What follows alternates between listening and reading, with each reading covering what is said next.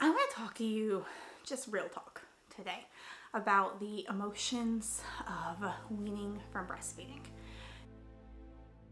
I want to share this in case it's you or it's going to be you. I don't want you to feel alone. I've been weaning Branham, and I was not prepared for how hard that was going to be. That's what we're doing right now, and it has been really unexpectedly intense. And it's something I think a lot of us aren't prepared for. I want you to know, if you're going through this, that you're not alone. That the emotions that come with weaning from breastfeeding are intense, aren't they? Are they intense, Bran? Yeah. Say hi. Hi. I just have felt very alone in this, and I posted about it to Instagram, and it became really clear from the response that a lot of you also need this support. So I just want you to know. And I want to make sure when we talk about it that we're not comparing our journeys to other people's journeys. I don't want you to see this precious little giant baby, because she's not a baby anymore, really, my toddler baby, and compare your journey to mine. Your baby might be much older than mine when you wean, might be much younger. It might be your choice. It might be their choice. It might be for external circumstances. It doesn't matter. Even when you choose to wean, which is what I did here, it can just be really hard, and it can be really emotional, and the hormones of it are intense. But I also think that it's even more than that. And you want my planner? You're gonna play with it? It's even more than that. It's this relationship that we have formed with our babies over their lifetime. We've been doing something for them that in most cases no one else can do. Yes, we could give them formula. Yes, we could do donor milk. But in terms of trying to produce milk for them and feeding it to them, it's a very intimate, personal experience that is like something that only you have with your baby. So we decided, I should say, right, Bran? You didn't have a choice in the matter at first, did you? I decided that it was time to wean her. She loved nursing. She was my little champion nurser, and I was so thankful for that, because I had a much harder breastfeeding journey with Jack. Yeah, camera. You say hi? And I loved it, but I have really been neglecting my own health and my own emotional well-being, putting all the time into pumping while I'm working, not taking medications that I probably need to take because of breastfeeding, because in many cases they might have even been okay, but doctors are so hesitant to prescribe when you're breastfeeding. Eating constantly and eating junk, because when I've tried to clean up my eating during the postpartum period, my milk supply actually really dwindled, and I worked with a nutritionist and she was amazing, but it still dwindled. So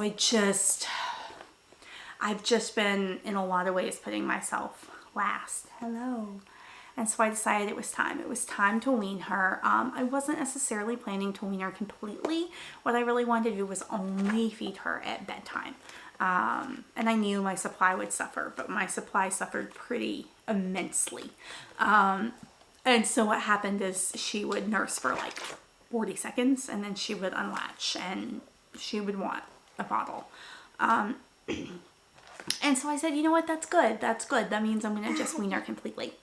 And I'm actually going to be able to really get my body back.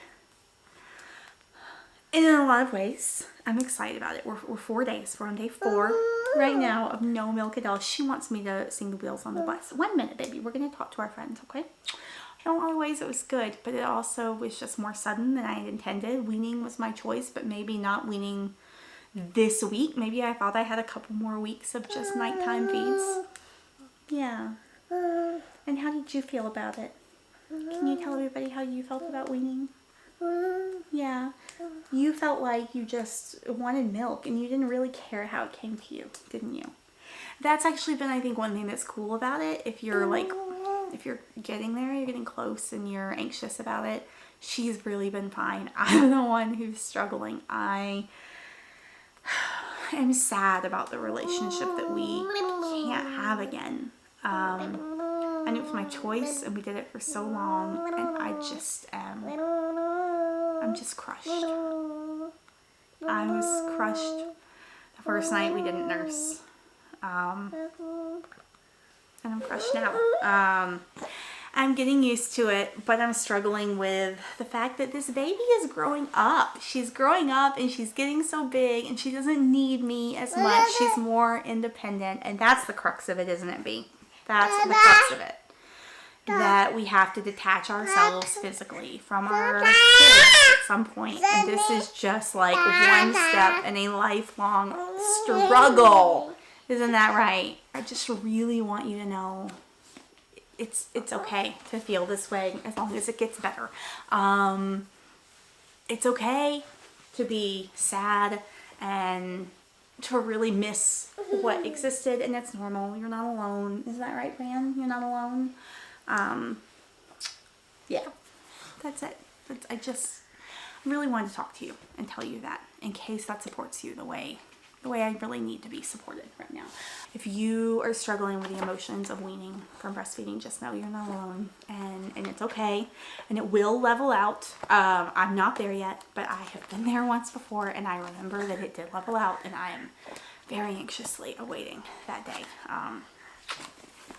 No matter where you are in your journey, no matter how it happened, whether it was a choice or not, your feelings are valid.